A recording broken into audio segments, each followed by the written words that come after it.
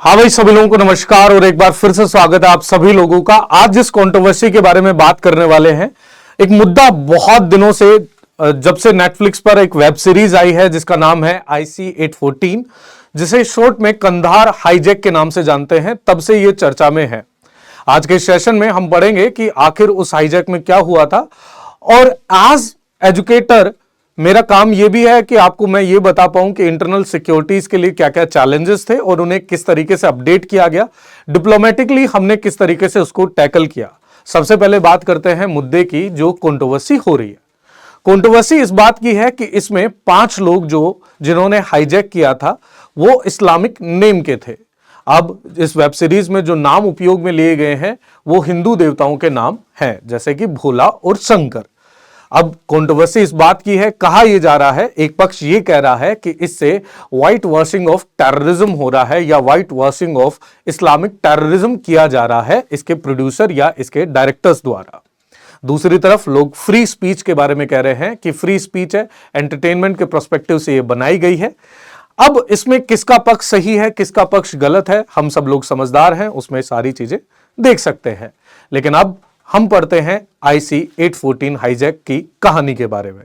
आगे क्या हुआ, कैसे डिप्लोमेटिकली नेगोशिएट किया भारत ने तालिबान के साथ या बाकी के पक्षकारों के साथ, और भारत के इंटरनल सिक्योरिटी पर क्या चैलेंजेस थे और किस तरीके से उन्हें अडॉप्ट किया। तो देखते हैं स्टोरी में। जो स्टोरी है, ये जो कहानी है, ये है IC-814 एयरक्राफ्ट हाईजैक की,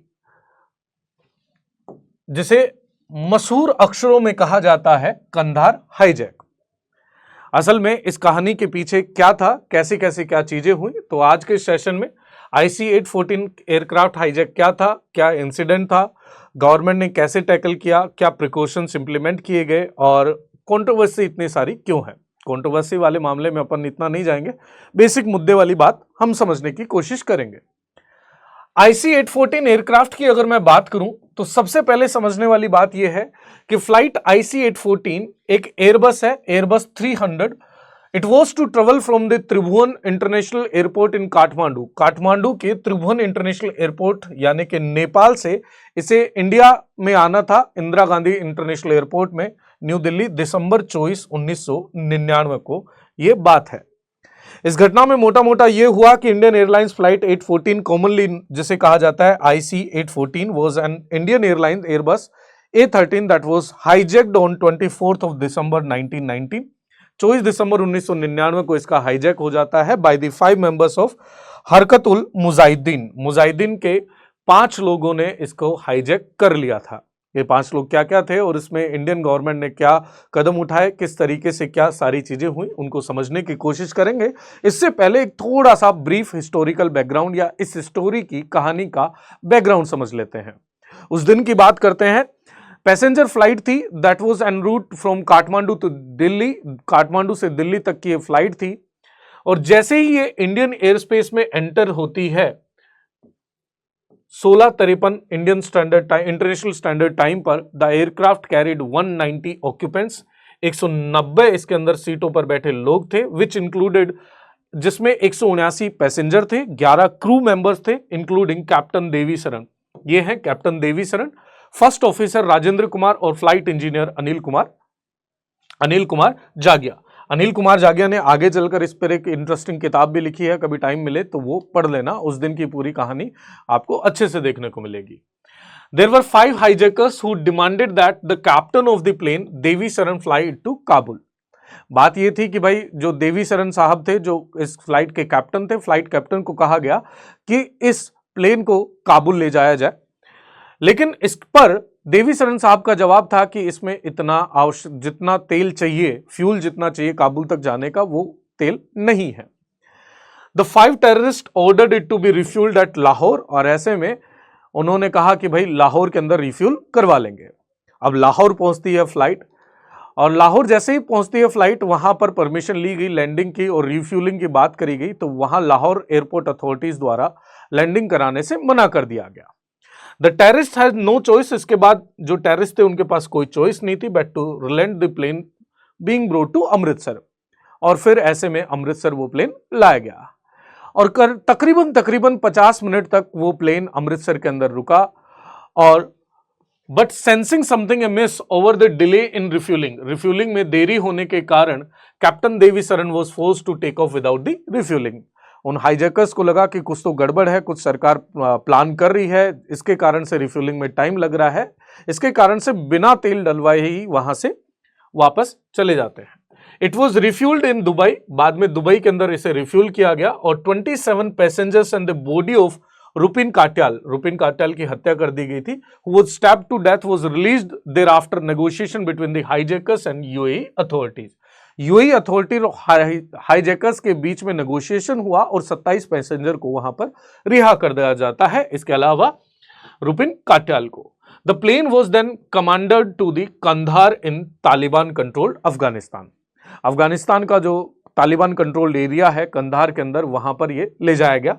where the passenger spend 6 more days under the shadow of guns, जहां उन्हें 6 दिन तक रखा गया।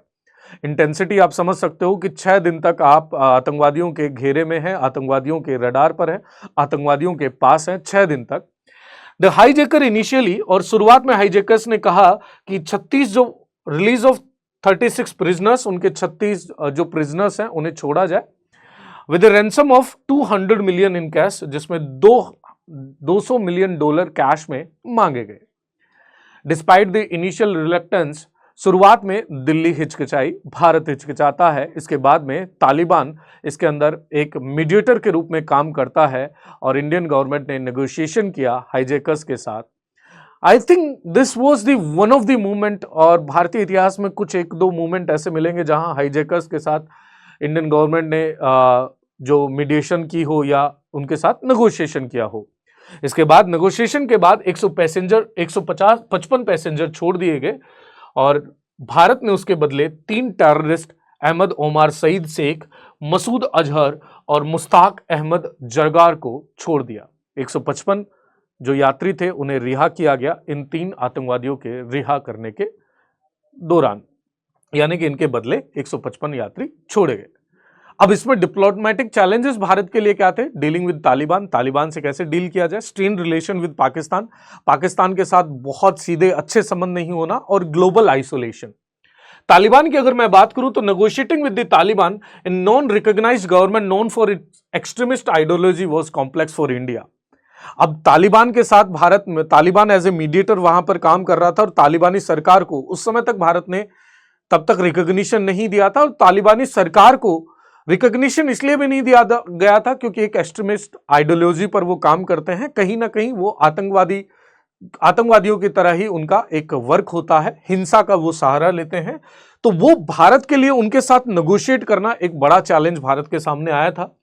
दूसरा, strained relation with Pakistan, the involvement of Pakistan based militants, Pakistan आधारित मिलिटेंट्स का इस हाईजैक के अंदर इन्वॉल्वमेंट भारत की आगे चलकर राजनयिक और भारत की जो डिप्लोमेटिक रिलेशन थी उनको और कमजोर कर देता है और भारत और पाकिस्तान के बीच में दूरियां और बढ़ा देता है। तीसरा पॉइंट, ग्लोबल आइसोलेशन का। India face difficulties in mobilising strong international pressure, अंतरराष्ट्रीय प्रेशर, अंतरराष्ट्रीय दबाव भारत बनवाने में असफल रहा तालिबान के खिलाफ, और as many countries did not have diplomatic leverages over Afghanistan at the time, और उस समय अफगानिस्तान पर किसी भी देश का इतना ज्यादा लेवरेज नहीं था कि वो हमें उसमें मीडिएट कर पाए और उसका एक सही सॉल्यूशन हमारे सामने निकल पाए। सरकार द्वारा क्या क्या कदम उठाए गए? क्राइसिस मैनेजमेंट ग्रुप बनाया गया सरकार के द्वारा। The Indian government formed a crisis management group CMG to oversee the negotiation और मिलिट्री ऑप्शंस को एक्सप्लोर करने के लिए CMG का गठन हुआ। दूसरा, डिप्लोमेटिक नेगोशिएशंस की अगर बात करूं तो इंडिया ने lengthy negotiation with both the Taliban and the hijackers और तालिबान के साथ बहुत लंबे नेगोशिएशंस करे, eventually securing the release of the hostages by agreeing to the free 3 militants, और उसमें भारत फिर लास्ट में कि भाई तुम्हारे 3 मिलिटेंट हम फ्री कर देंगे, उसके बदले बाकी के पैसेंजर्स छोड़ दिए जाए। तीसरा point, controversial release of terrorist. तीसरा जो मेन मुद्दा आज तक बहुत बार सरकार के सामने भी आता है, अनेकों लेखकों ने इस पर सवाल उठाए, कई बार भारतीय संसद के अंदर भी इस पर बहुत बार सवाल उठ चुके हैं। The government made the controversial decision to release Maulana Masood Azhar, Mushtaq Ahmad जरगार और अहमद ओमार सईद शेख तो ये जो कि 3 आतंकवादियों को छोड़ दिया गया, वो कई बार, बहुत बार एक कंट्रोवर्शियल डिसीजन के रूप में भी देखा जाता है और कहीं ना कहीं भारत की राजनयिक कमजोरी के रूप में भी अंतर्राष्ट्रीय स्तर पर देखा जाता है। हालांकि भारत का स्टैंड तब भी क्लियर था कि भारत के नागरिकों की सुरक्षा भारत के लिए अहम है। अब इससे हम ये सीख सकते हैं, the IC-814 Kandahar hijacking was a watershed moment in India's counter terrorism history. Bharat की काउंटर टेररिज्म हिस्ट्री या काउंटर टेररिज्म टैक्टिक्स में भारत के लिए एक ये वाटर शेड मोमेंट था, जल विभाजक ये एक समय था जहां उसके बाद में भारत का जो मोमेंटम है काउंटर टेररिज्म के लिए या भारत की जो टेक्निक है इंटरनल सिक्योरिटी के लिए, वो और भी स्ट्रॉन्ग कर दी गई और उन्हें बहुत सारे कॉम्प्लेक्स नेचर के जो चाहे डिप्लोमेटिक नेचर की या बाकी की चीजों को भी इनकलकेट कर लिया इंडिया की इंटरनल सिक्योरिटी में। It's far reaching impact on India security framework, और इसका जो प्रभाव है भारत की आज भी डिप्लोमेटिक स्ट्रैटेजी कैसी होनी चाहिए, राजनयिक परिस्थितियां या सामरिक निर्णय भारत को कैसे लेने हैं, काउंटर टेररिज्म पॉलिसी क्या होंगी, आंतरिक सुरक्षा पर जो सवाल उठे थे उन पर भारत सरकार किस तरीके से अपनी पॉलिसी को निर्माण करती है, तो आज तक ये हमारे लिए सबब है। तो ये था IC-814 एयरक्राफ्ट हाईजैक और उस पर भारत सरकार का किस तरीके से पक्ष रहा और भारत सरकार की आंतरिक सुरक्षा में क्या बदलाव आए।